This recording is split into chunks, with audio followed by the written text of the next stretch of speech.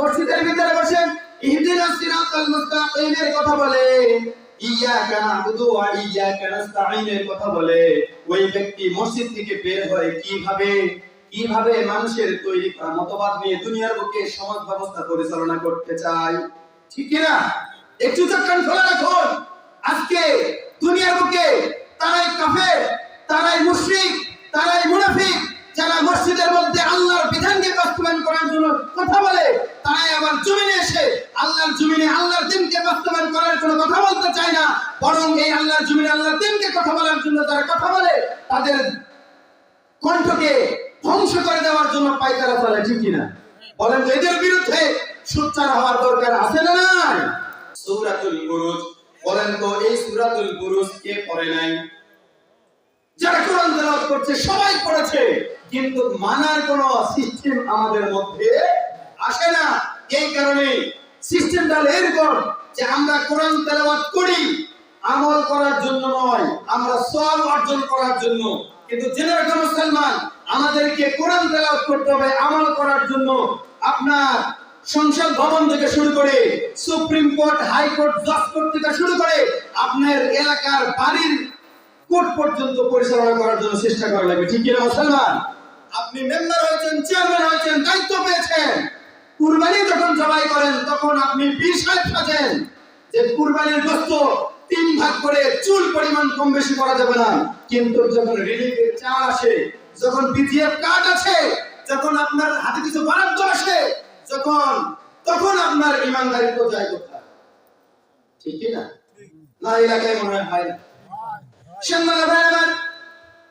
আল্লাহ রাব্বুল আলামিন কোরআনুল কারীমের 114 সূরার মধ্যে 85 নম্বর সূরা সূরাতুল বুরুজের শেষের মাত্র 4টি আয়াত আপনাদের সামনে তেলাওয়াত করেছি।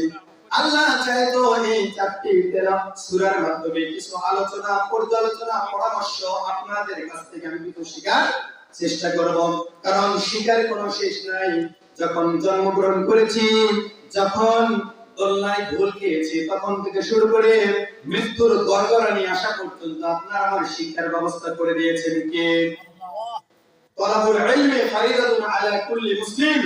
প্রত্যেকটা মুসলমানদের জন্য, ঈমানদারদের জন্য, দুনিয়াবাসীর জন্য ইলমের শিক্ষা করা ফরজ করে দিয়েছেন কে? তাহলে আপনাকে আমাকে ইলমের শিক্ষা করার দরকার আছে না নাই? সম্মানিত হাজিরিন, আল্লাহ রাব্বুল আলামিন কোরআনুল কারীমের 85 নম্বর সূরা সূরাতুল বুরুজ, এই বুরুজের মাত্র শেষে 4টি আয়াত তেলাওয়াত করেছি। এই 4টি আয়াতের সরল অনুবাদ হলো এরকম যে আল্লাহ রাব্বুল আলামিন ঘোষণা করে দিলেন, হাল আতাকা হাদিসুল জুনুদ ফিরআউনা ওয়া সামুদ বালিল্লাযীনা কাফারু ফি তাকযীব ওয়াল্লাহু মিন ওয়ারাইহিম মুহীত বাল হুয়া কুরআনুম মাজিদ ফি লাওহিন মাহফুজ। বলুন সুবহানাল্লাহ। আল্লাহ তাআলা সুন্দর করে ঘোষণা করে দিলেন, হাল আতাকা হাদিসুল জুনুদ, তোমার কাছে কি ফিরআউনের বাহিনী এবং সামুদ জাতির ইতিহাস কি তোমার কাছে স্পষ্ট হয় না? কার কথা? আল্লাহ তাআলা ঘোষণা করতেছেন, হাল আতাকা হাদিসুল জুনুদ, তোমার কাছে, তোমাদের কাছে, দুনিয়াবাসীর কাছে ফিরআউনের বাহিনী, ফিরআউনের সৈন্যবাহিনী, সামুদের সৈন্যবাহিনী, সামুদের বংশের বাহিনী কাহিনীগুলো তোমাদের কাছে কি কখনো পৌঁছায় নাই? তাদের লাঞ্ছনার পরিণতি কেমন হয়েছিল এটা কি তোমরা জানো না?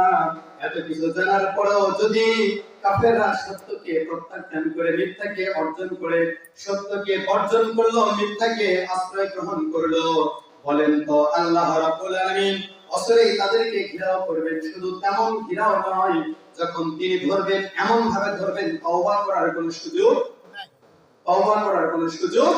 পাবে না।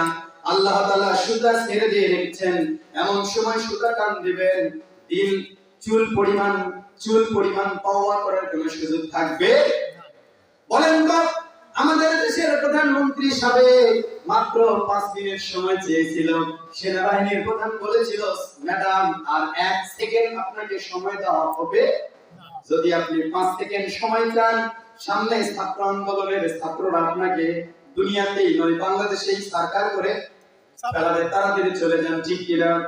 কোরআনের ভাষাগুলো আল্লাহ রাব্বুল আলামিন এমন ভাবে সৃষ্টি করে দিয়েছেন, শুধু আজকে আমাদের বাংলাদেশে নয়, যতদিন পর্যন্ত কিয়ামত সংঘটিত না হবে ততদিন পর্যন্ত এই সিলসিলা, এই জারিটা আল্লাহ তাআলার কোরআনের ভাষার সঙ্গে সম্পূর্ণ মিলে যাবে। বলুন সুবহানাল্লাহ। তাহলে এই যে বিধান রয়েছেন তিনি কে? তাহলে যেই আল্লাহ রাব্বুল আলামিন এই বিধানগুলো যে নবীর উপর প্রেরণ করলেন, আমরা সেই নবীর উম্মত। বলেন তো এর চেয়ে বড় নিয়ামত পৃথিবীতে আর কিছু আছে? তারপরেও যদি মুসলমান কাফেররা যদি সিদ্ধান্ত নিতে ভুল করে তাদেরকে জাহান্নামে জ্বালানোর জন্য আল্লাহ তাআলার ফেরেশতারা রেডি হয়ে আছে, তুই গেলে মর, এখন তোকে ফেলে দিচ্ছি জাহান্নামে, ঠিক কিনা? এখন বলেন তো আমরা কি জাহান্নামে যেতে চাই? আমরা কি জান্নাতে যেতে চাই? অবশ্যই জান্নাতে যেতে চাই। আমরা জাহান্নামে যেতে চাই না।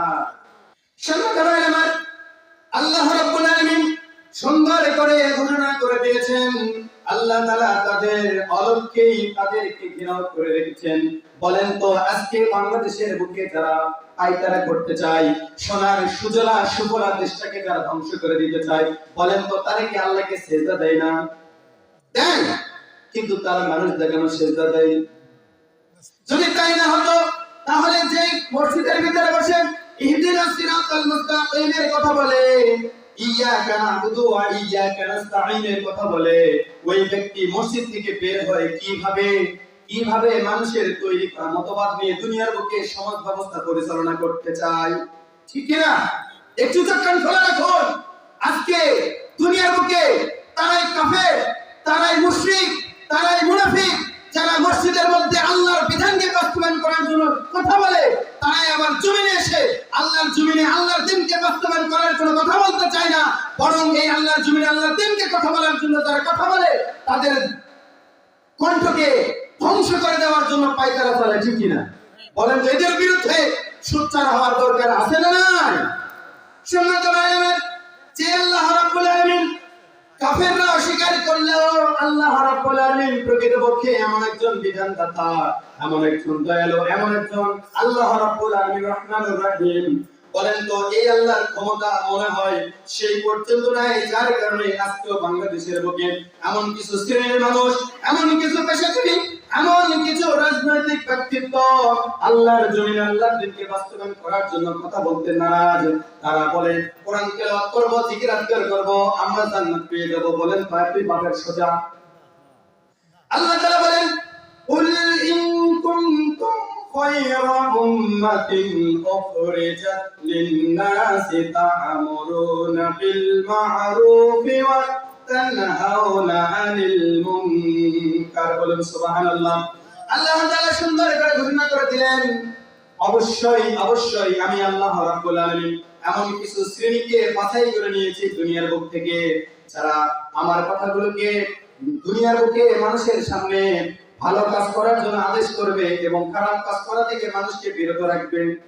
বলেন আজকে আমাদের বিবাহ বার্ষিকীতে, আমাদের বিবাহ অনুষ্ঠানে ডেক্সেট বাজানো হয় কি হয় না? ডিজে গান বাজানো হয় কি হয় না? বলেন তো এই কাজে যদি আমি বাধা হয়ে দাঁড়াই, তখন বলে হুজুরদের আর কোনো কাজ নাই, সোলপোলারা একটু আনন্দ করতেছে, এই সময় এসে বাধা দেয়, ঠিক কি না? তাহলে এই যে বাধা যারা দেয় তারাই হকপন্থী, নাকি যারা সাপোর্ট দেয় তারা হকপন্থী? একটু সাবধান। আপনার সন্তান অপকর্ম করে, আপনার সন্তান অপসংস্কৃতির মধ্যে নিয়োজিত, এই সন্তানকে লালন পালন করার জন্য আপনার কোনো পদক্ষেপ আছে না নাই? কোনো পদক্ষেপ নাই।